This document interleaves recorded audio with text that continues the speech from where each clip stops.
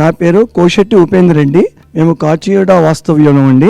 ఈ అనాథాశ్రమం రావడం మొదటిసారి అండి. ఈ గట్టు శంకర్ గారికి ఫస్ట్ ఆఫ్ ఆల్ చాలా చాలా కృతజ్ఞతలండి. 200 మంది లేడీస్, 400 మంది జెంట్స్ అండి.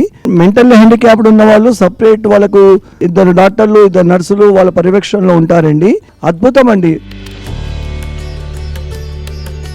మళ్ళీ ప్రతి నెల మన ఎర్రగడ్డ హాస్పిటల్కి వాళ్ళని తీసుకుంటూ చెకప్ చేస్తూ ఉంటారండి.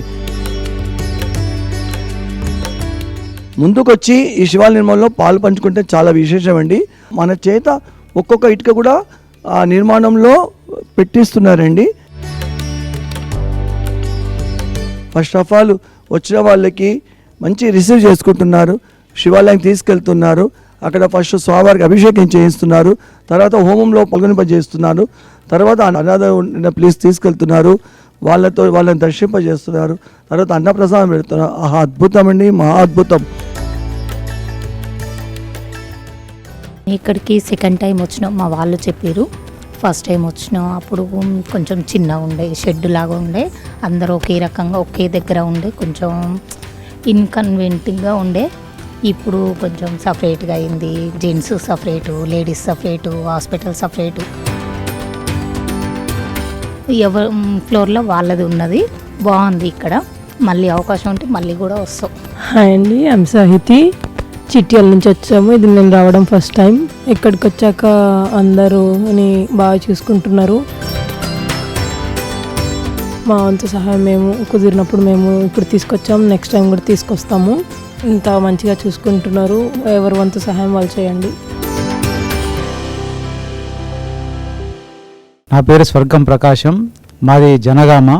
ఈ అమ్మా నాన్న అనాథాశ్రమం గురించి గత 10 సంవత్సరాల గురించి కూడా నాకు తెలుసు.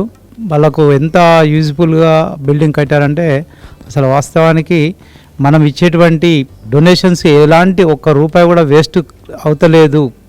అంటే అంత నమ్మకంగా మనం ఇచ్చినటువంటిది ఇక్కడ యూజ్ అవుతుందని తెలుస్తుంది.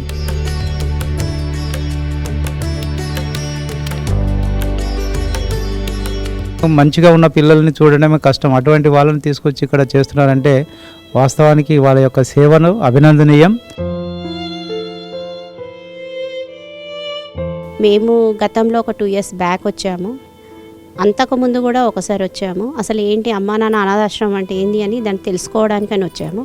ఇక్కడ అన్ని విధాల సౌకర్యాలు కూడా చాలా బాగున్నాయి.